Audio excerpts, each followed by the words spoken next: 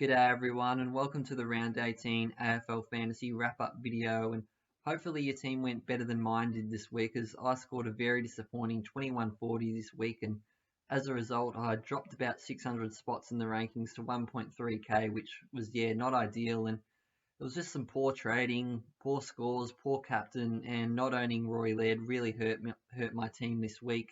So looking back at the trades that I made going into the round, and they were Oliver to Steele and Cameron to English, and that second trade turned out horribly in the end. I probably overestimated Tim English, and also probably should have traded out Rioli instead of Darcy Cameron, but it is what it is, and we make mistakes and we move on. So looking back at the team now, starting in defence, Sam Doherty, 95. He was solid. He's dropping a little bit in price now, so if you still don't own him, now might be the time to jump on. Jordan Dawson, 85. He was a little disappointing. Definitely expected a bit more from him, especially against the Pies, but hopefully he can have a big game against his former club this weekend. Jack Sinclair, 146. He probably has the most juiciest fantasy role of all time, this guy. Basically, he just does what he wants out there, and the way the Saints played on Friday night, their passive ball movement played right into Sinclair's hands, and he just continues to pump out monster scores as a result. Jack Crisp, 92. He's definitely dropped off a bit over the last month or so, Crisp, but as long as he hits 90 each week, it's not a huge deal. George Hewitt, 99. It feels like he scores a 99 every week, Hewitt. He's definitely not the most exciting player to own in fantasy, but at least he's been consistent all year long.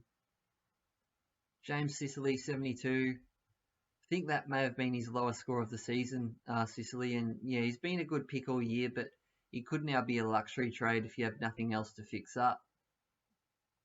So on to the midfield now. Andy Brayshaw, 78 as captain. The second straight week my captain has gone below 80, which hurts, and not sure what happened with Brayshaw. I didn't see the game, so I don't know whether or not he was tagged or if he just had a poor game, but that was pretty disappointing nonetheless, and really hurt me this round.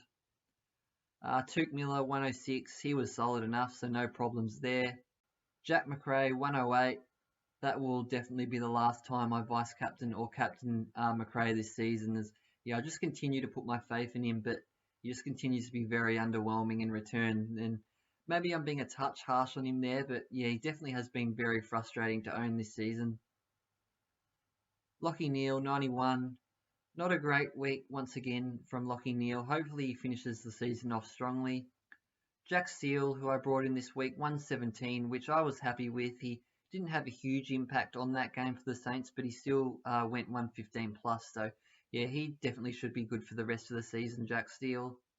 Josh Kelly, 57.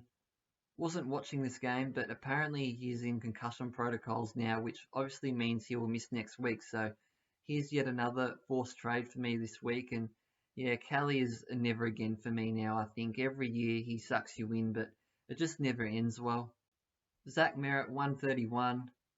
He just continues his red-hot form, Zach Merritt, and he's probably a top 8 mid now, so I'd definitely look to get him in if you don't have him. Ben Keys, 76. He was pretty disappointing, to be honest. There were some huge scores being posted in that Crows-Pies game, but unfortunately he wasn't one of them. Now onto the rucks. Tim English, who I brought in this week, 58.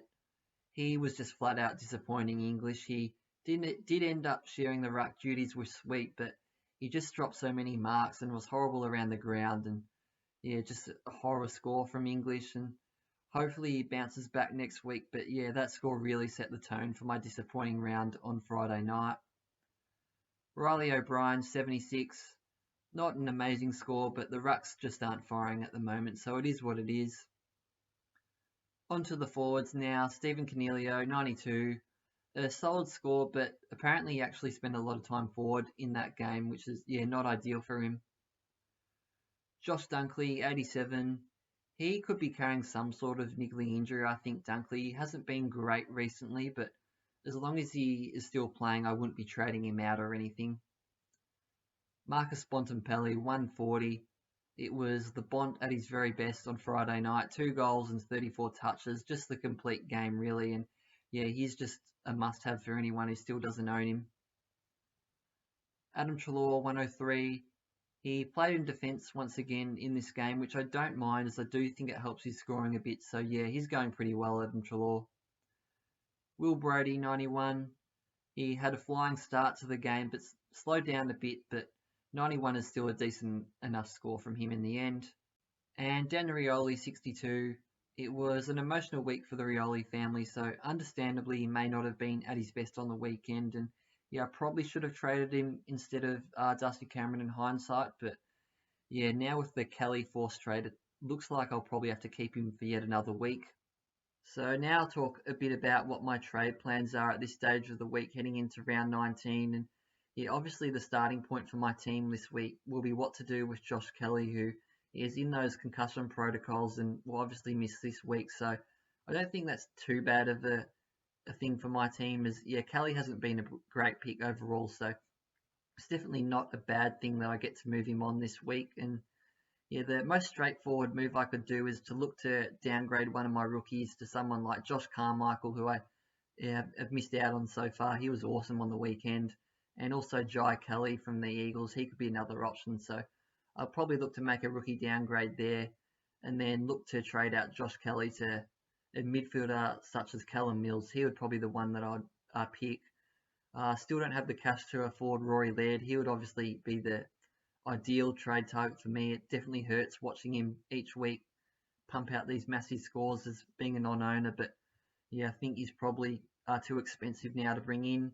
So yeah, someone like Callum Mills he would be the one that I look to bring in for Kelly there.